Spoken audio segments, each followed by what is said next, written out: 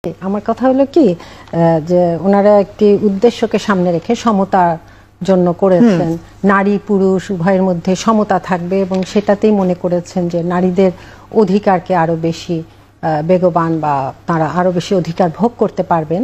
তো এখানে কিছু আমি বলবো কি এই কমিশনের অনেক কিছুই এসেছে এবং আমি বলবো যে নারী জীবনের অনেকগুলো বিষয় এখানে ইনক্লুড হয়েছে যেটা দরকার ছিল, কিন্তু আবার কিছু কিছু বিষয় ইনক্লুড হয়েছে এমনভাবে চিত্রিত হয়েছে যেখানে আসলে ধর্মের সাথে কিছুটা সাংঘর্ষিক হয়েছে। কোন ধর্ম?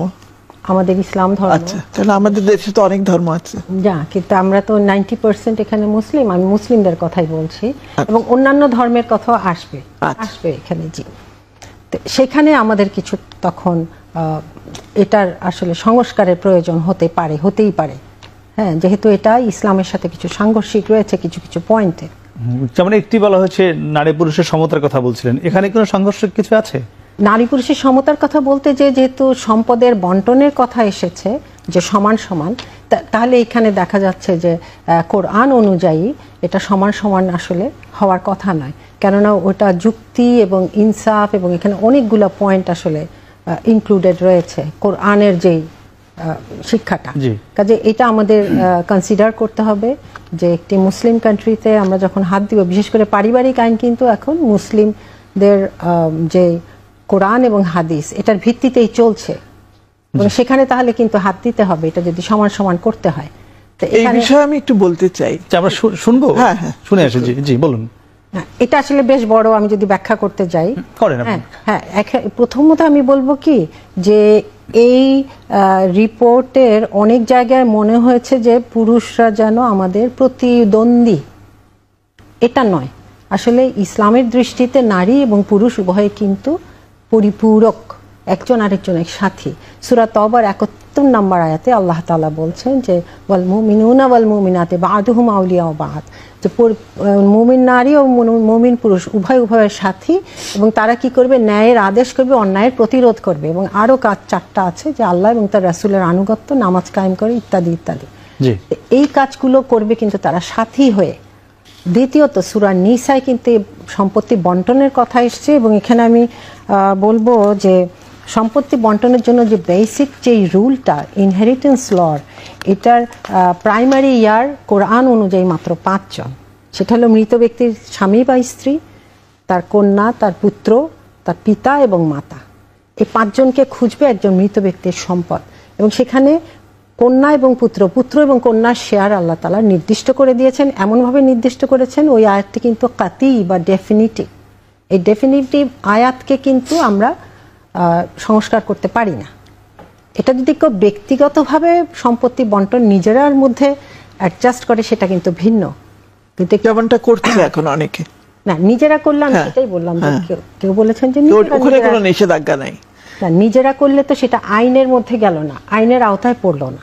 আমি বলছি যে এটা কোরআনের ওই আয়াতটাতে আমরা হাত দিতেই পারবো না, বিকজ ইট ইজ ডেফিনিটিভ। আমি আবারও রিপিট করছি, এটা কাতি আয়াত এবং এই আয়াত অনুযায়ী যার যা শেয়ার সে সেটাই পাবে।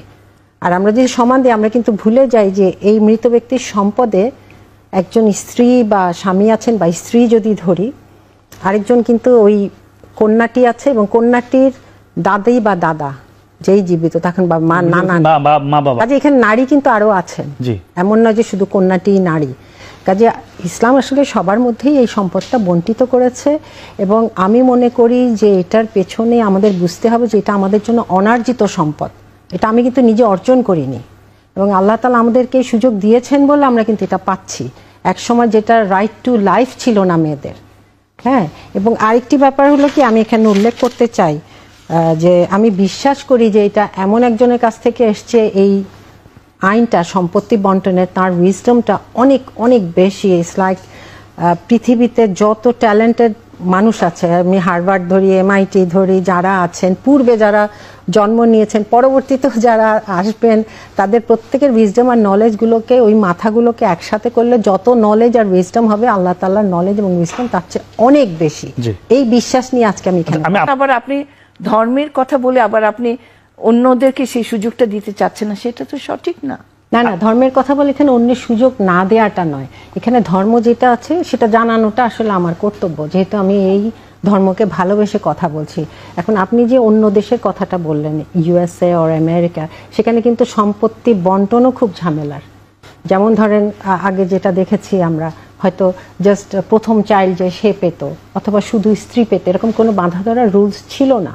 তো এরকম রুলস ছাড়া এখন যেটা 50-50 হচ্ছে, ওটার জন্য যদি আমরা যাইও, এটা অবশ্যই আমি বলবো যে এখানে তাহলে আমাদের আলেমদেরও মতামত নিতে হবে, যেহেতু আমরা একটু এটি আমি এই আপার কথাটা ধরে একটু জানতে চাই। আমি মালয়েশিয়া এস্টাবলিশ আলেম আছেন, Indonesia is a Muslim country. Fauzil, আমি জানতে চাচ্ছি এই কথাটা ধরে আপনার কাছে যে এই যে বাংলাদেশের তো একটি বড় সংখ্যক মানুষ যারা ধর্মভীরু, নিশ্চিত আপনি, আমি জানি এটা, যারা যারা ধর্ম মেনে চলে, হ্যাঁ বেশিরভাগ, যারা প্র্যাকটিসিং মুসলিম, সেক্ষেত্রে আপনার যে এই কমিশনের সদস্য আমাকে যে তালিকাটি রয়েছে আপনারা যেটি প্রকাশ করেছেন যে 10 জন, মানে সেটিকে আপনার কাছে মনে হয়নি যে বড় একটি সংখ্যক যারা ইসলাম প্র্যাকটিস করে, যারা আলেম ওলামা, যারা জানে কোরআন হাদিস, তাদের একজন সদস্য এখানে রাখলে এখন যে সমালোচনারই হচ্ছে, একমাত্র কমিশন যেটি কিনা এই পর্যন্ত ইউনূস সরকারের পর হয়েছে সংস্কার কমিশন, আপনাদের এটি শুধুমাত্র বাতিল চেয়েছে, আর কোনো সংস্কারের কিন্তু বাতিল চাইনি।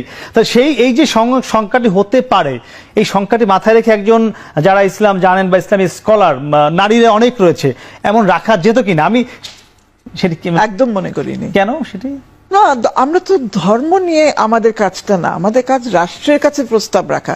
আমরা প্রথমেই বলে নিয়েছি, যেটা আপনি পড়ে শোনালেন, যে আমাদের হলো সর্বক্ষেত্রে সর্বস্তরে নারীর প্রতি বৈষম্য বিলুপ্তি এবং নারী পুরুষের সমতা অর্জনের লক্ষ্যে পদক্ষেপ চিহ্নিতকরণ। তো সেখানে আমার ধর্মকে আমি টানতে চাই নাই, ধর্ম যার যার বিশ্বাসের ব্যাপার, এখানে আমি ধর্মকে টানতে চাইনি।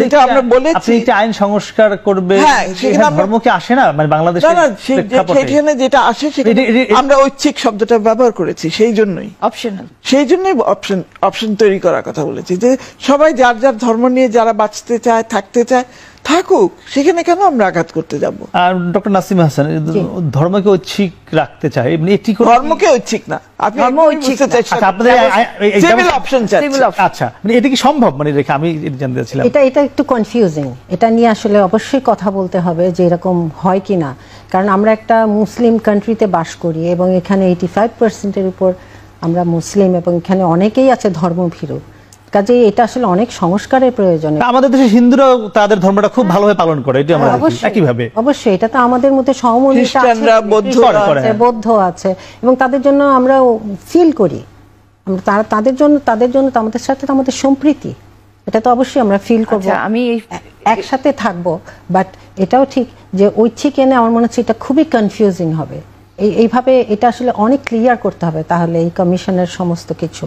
হ্যাঁ, এটা আমাদের আরো চিন্তা ভাবনা তো করতেই হবে। এবং আমি আরো বলবো যে যেমন এখানে যৌনকর্মীদের কথা আছে, এটা নিয়ে তো প্রচুর আমরা একটু আলোচনা করি, যেহেতু আপাই বিষয়টি এনেছে। আপনারা বলেছেন যে যৌনকর্মীদেরকে শ্রমিক হিসেবে স্বীকৃতি দেয়া, আচ্ছা কোন ধর্মে কি যৌন পেশাকে স্বীকৃতি দিয়েছে আপনাদের? আমি জানি, আমার জানা নেই। আমি তো ধর্মের ব্যাপারে আমি এক্সপার্ট না। বলছেন যে কোন ধর্ম স্বীকৃতি দেয়নি, তাহলে আপনাদের কেন মনে হলো যেহেতু কোন ধর্ম স্বীকৃতি দেয়নি আপনাদের কেন দিতে হবে? মানে এটা কেন আসলো মাথায়? এই কমিশনে একজন ইসলাম জানাশোনা জ্ঞানী আলেম রাখা উচিত ছিল কিনা? জি আমরা বলুন, এটি আগে বলুন যেটা বলছিলেন। আমি মনে কি সদস্য কোনটা আগে? না আপনি আগে আপনার কথা আগে বলুন। ওনারই তো বলতেছিলাম যে আসলে যৌনকর্মীরা তো আমি বলবো যে টর্চার্ড এন্ড অ্যাবিউজড, কেননা আমি বলবো যে তাদেরকে যেই পেশা দেয়া হয়েছে এই পেশায় আসলে কোনো মর্যাদা নেই, তাদের শ্রমের মর্যাদা দিলেও তারা সেই মর্যাদা পাবে না, তার চেয়ে পুনর্বাসন করা হোক। তাহলে আমি বলবো কি ড্রাগ অ্যাডিক্টকে কিন্তু পুনর্বাসন করা হচ্ছে, এবং আমি ড্রাগ অ্যাডিক্টের যে বাসন আছে ওখানে আমি গেছি 2-1 বার এবং দেখেছি যে হাজার হাজার টাকা খরচ করা হয়, তাদেরকে আবার পুনর্বাসিত করা হচ্ছে। এদেরকে পুনর্বাসন করা তার চেয়েও সহজ হবে, তাদের মধ্যে নিশ্চয়ই কোনো স্কিল, সংখ্যাটা অনেক কম, কিন্তু ড্রাগ অ্যাডিক্টের চেয়ে যৌনকর্মীর সংখ্যা কিন্তু কম। আমাদের যে বিশ্ব স্বাস্থ্য সংস্থার তথ্য আছে তাতে ড্রাগ অ্যাডিক্টের সংখ্যা বাংলাদেশে প্রায় 25 লাখ, আর সেখানে যৌনকর্মীর সংখ্যা কিন্তু 1 লাখ বা এর আশপাশে, 1 লাখের আশেপাশে। এবং আরেকটা আমার এখানে সহজ আরো কিছু পয়েন্ট আছে। বিশ্ব স্বাস্থ্য সংস্থা এবং আরো আছে আপনার এনসাইক্লোপিডিয়াতে, এগুলো পড়লে দেখা যায় যে এটাকে আসলে কোনো পেশা হিসাবে কেউ কখনো বলেনি। আরেকটি হলো কি, যদি আমি এটা রাখি, হ্যাঁ, এখন আমি যুক্তিতে আসি, যদি রাখি তাহলে কি হচ্ছে, তাকে কি আমি তার ক্লায়েন্ট কি তার জন্য প্রোটেকশন নিচ্ছে? আসলে কিন্তু নিচ্ছে না। আমারই এক ছোট বোন তুল্য, উনি ডাক্তার, জনস্বাস্থ্য বিশেষজ্ঞ এবং এইসব জায়গায় কাজ করেছে, ডক্টর শামিলা নাহার। সে আমাকে দুঃখ করে বলেছে যে আমরা গেছি জাস্ট তাদেরকে সচেতন করতে, কিন্তু কোনো ক্লায়েন্ট প্রোটেকশন নেয় না, তারপরে তাদেরকে যথেচ্ছা ইউজ করে, তারপর তারা চলে আসতে চায়। বেশিরভাগ এদের মধ্যে হয় অপহরিত করা হয়েছে, নয় প্রেমের ফাঁদে ফেলা হয়েছে, নয় প্রবঞ্চনা করে এখানে ঢুকানো হয়েছে। কেউ এখানে আসেনি। কেউ স্বেচ্ছায় এসে থাকলে সেটার পার্সেন্টেজ একেবারে জিরোর নিচে, আমি আবারও বলছি। এবং আরেকটা জিনিস বলবো যে যদি প্রোটেক্টেড না হয় তারা ক্লায়েন্ট থেকে, তাহলে HIV, এইডস থেকে এবং STD, সেক্সুয়ালি ট্রান্সমিটেড ডিজিজ, এগুলো থেকে আমরা বাঁচাতে পারবো? তার শ্রমের মর্যাদা দিয়ে কোনো লাভ হলো না। তাহলে সে তো নিজেই বাঁচতে পারবে না। তারপর যখন সে প্রৌঢ় হয়ে যায়, সে কাঁদতে থাকে যে আমি এটা পারি না, এই পেশাটা আমি পারছি না। তারপরে আরও আছে যে এটার সাথে জড়িতর সাথে আসলে এর ব্যাকগ্রাউন্ডে আছে পর্নোগ্রাফি, ড্রাগ অ্যাডিক্ট পিপলরা। এই দুটোর ব্যবসা পুরো বিশ্বতে চলছে কোটি কোটি ডলারের মধ্যে। ওরা কোনোদিন চাইবে না যে এটা উচ্ছেদ হোক। কাজে আমাদেরকে তো মূলে হাত দিতে হবে। যৌনকর্মীকে আমি যদি শ্রমের মর্যাদা দেই, সে কিন্তু শান্তি পাবে না। আমি যে প্রশ্নটি করেছিলাম যে ইনক্লুসিভ কমিশন করা যেত কিনা, জি অবশ্যই, কারণ প্রয়োজন ছিল কিনা আমি মনে করি প্রয়োজন ছিল। এখানে আসলে বিভিন্ন আপা বলছিলেন কিন্তু তারা সজ্ঞানেই রাখেনি, এটি বলছিলেন ওনাদের, কারণ আমরা 150 সদস্যের কমিশন তো করতে পারি না। আপনি 10 জনে একজনকে রাখার প্রয়োজন মনে করেননি? আরেকটা পয়েন্ট আছে, যেহেতু এটা নিয়ে আমি নিজেও খুব দুঃখিত হই, চিন্তাও করি, কারণ একটা নারীর জীবন নিয়েই তো এই যৌনকর্মী, সেও তো একজন নারী। এবং আমাদের যে কেউ কারো না কারো আসলে বোন বা স্ত্রী। এখন কথা হলো তাদেরকে পুনর্বাসিত করা উচিত এবং এটার জন্য সরকার থেকে স্টেপ নেওয়া উচিত। আরেকটি হলো কি যে 2005-এ আমি একবার একটা ইনভাইটেশনে, এটা ছিল international visitors leadership programme in USA, সেখানে স্টেট ডিপার্টমেন্ট থেকে একজন ভদ্রলোক ছিলেন, 2জন অফিসার ছিলেন। তো উনি আমাকে বলছেন, আমি খুব অবাক হয়েছে, এটা 2005-এ, আজ থেকে কত আগে, 20 বছর আগে। জি হ্যাঁ, উনি আমাকে বলছেন যে তুমি কি জানো যে আমাদের ইয়াং জেনারেশনের প্রবলেমটা কি? তা আমি বলছি হ্যাঁ বলো। কারণ তার সাথে তো আমার অনেক কিছুই মিলবে না, সাদা চামড়ার একজন আমেরিকান। সে বলল জানো এটা হলো পর্নো আর ড্রাগ, শেষ করে দিল। আমি খুবই স্তম্ভিত হলাম, কারণ ওখানে কিন্তু ড্রাগটা নিষেধ না, এবং এটাকে সে বলছে কিন্তু ধ্বংস করে দিচ্ছে আজ থেকে 20 বছর আগে। তারা যদি বুঝতে পারে, এবং ওটার পিছন থেকেই কিন্তু এগুলো সব ইন্টার রিলেটেড। আর আমাদের এখানে কিছু শিক্ষক ছিলেন ইউনিভার্সিটির, যারা ইসলামিক লতে পড়ান, তারা ছিলেন। তো আমি যদি Dhaka university, one of the top most university বাংলাদেশে, সেখান থেকে যদি শিক্ষক একজন যিনি ইসলামিক ল পড়ান, আমি কি তাকে বিজ্ঞ ব্যক্তি বলবো না? জি না, আমি ওই যে ওনার কথারই তো বললাম যে আইন শৃঙ্খলার পরিস্থিতিও কিন্তু একটা বিশাল ব্যাপার এখানে। যে কোনো মেয়ে যে সে একটা লিগাল হেল্প নিবে, এটার জন্য কিন্তু কোনো ইজি না। আমরা হয়তো চোখের সামনে যা দেখছি, প্রত্যন্ত অঞ্চলে কিন্তু যখন মেয়েরা অ্যাবিউজড হয় বা ভায়োলেন্সের শিকার হয়, তখন কিন্তু তারা হয়তো অ্যাপ্রোচটা করতে পারে না। কিন্তু আমার এখানে প্রশ্ন হলো কি, ম্যারাইটাল রেপের সংজ্ঞাটা খুব জরুরি এখানে। যেহেতু ম্যারাইটাল রেপ আমরা বলছি, এটা সংজ্ঞাটা অবশ্যই খুব ক্লিয়ার করতে হবে, এক। আর দ্বিতীয়ত হলো যে নইলে এটা বিভ্রান্তি সৃষ্টি হবে, কেননা স্বামী এবং স্ত্রীর মধ্যে কি হয়েছে এটা প্রমাণ করাটাই খুব কঠিন। এটা প্রমাণ করা খুব কঠিন। সংজ্ঞা দিইনি তো। না আমি বলছি না, কিন্তু আপনাদের আমি বলছি যে এটা সংজ্ঞাটা জরুরি হয়ে যাবে। কিন্তু যেটা এখানে উঠে আসছে যে এটা তার বিরুদ্ধেই অস্ত্র হয়ে যাচ্ছে, তালাকটা মেয়েদের জন্য।